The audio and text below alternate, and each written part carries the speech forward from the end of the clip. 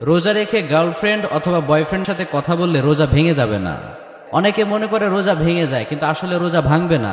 এইভাবে রোজার মাসেও যদি তারা মানুষকে অপবিত্রতা, নাফরমানিতা, সিনা থেকে জিনার দিকে এগিয়ে দেওয়ার চেষ্টা করে, জেনায় সুরসুরিমূলক কথাবার্তা কাজকে প্রমোট করে, রোজার মাসেও যদি এমন ধরনের জেনাকে মন থেকে এগিয়ে দেওয়ার বা সুরসুরি দিয়ে দেওয়ার বা আগ্রহী করে তোলার মতো কন্টেন্ট ছাড়া হয়, এইভাবে কথা বলা হয় হুজুর সেজে টুপি লাগিয়ে, এবং পেছনের সামনে তো কোনো দর্শক নেই, অ্যাক্টিং, এটা হচ্ছে একটা কন্টেন্ট তৈরি করা অ্যাক্টিং।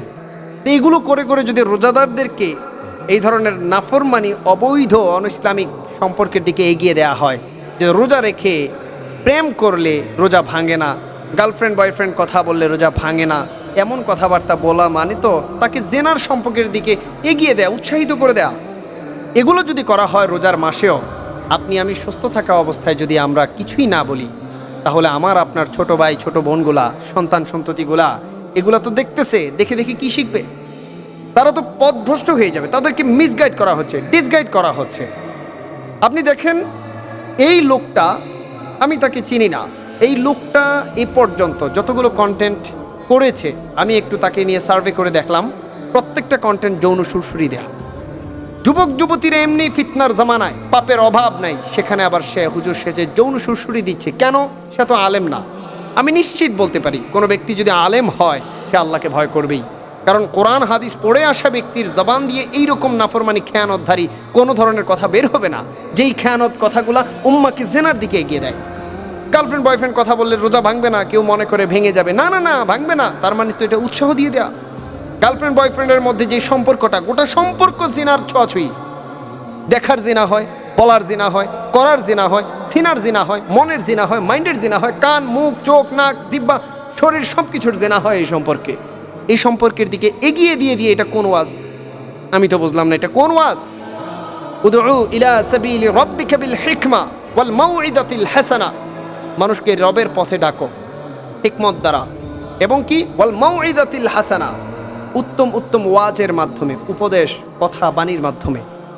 যেই কাজটুকু তুমি করবা, তোমার একটা কাজ যেন হয়, প্রত্যেকটা কাজ যেন হয় হিকমত এবং ওয়াজের মাধ্যমে। এটা কোন ওয়াজ? যেই ওয়াজ করে করে মানুষকে হেদায়েতের পথে, আল্লাহর পথে ডাকবা, ইলা রব্বিকি, তোমার রবের পথে আনবা।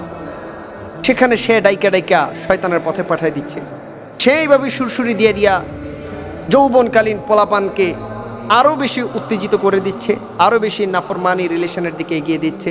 এগুলোর মাধ্যমে যদি আমাদের সমাজের মধ্যে এই কিটগুলা থাকে হুজুরের লেবাসে, আপনি কি মনে করেন যে আপনার ছেলে মেয়ে, আপনার ভাই বোন, আপনারা কখনো ধার্মিক হতে পারবেন? ধার্মিকতার নামে ফাসিক হয়ে বসে থাকবে পোলাপান, আপনি টের পাবেন না।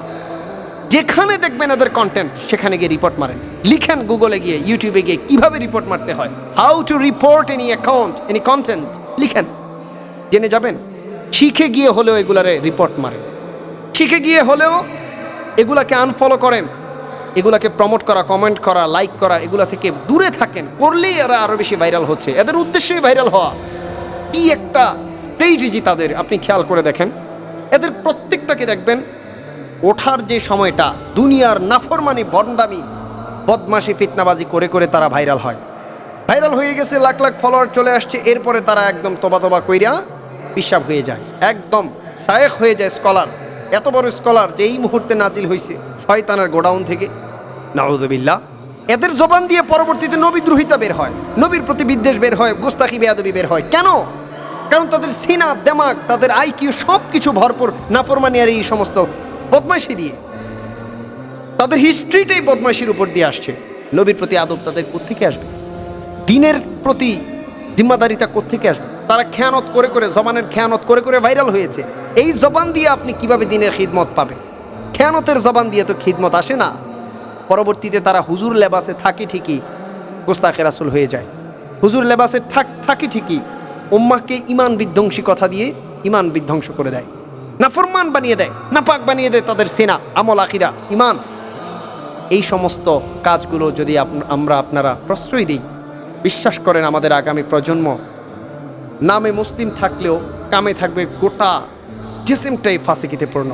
যদি তারা মুসলমান হোক, ইমানদার হোক, মুমিন হোক, চান, এইরকম ফিতনাবাজ মোল্লা যেগুলোকে পাবেন প্রত্যেকটাকে সাথে সাথে রিপোর্ট মারেন, প্রত্যেকটাকে সাথে সাথে আনফলো করেন, সাবস্ক্রাইব করেন, প্রত্যেকটাকে ইগনোর করেন। এদের ভিডিও দেখবেন না, সামনে পাইলেই রিপোর্ট। এভাবে আপনি করেন, ঠিক হয়ে যাবে ইনশাআল্লাহ।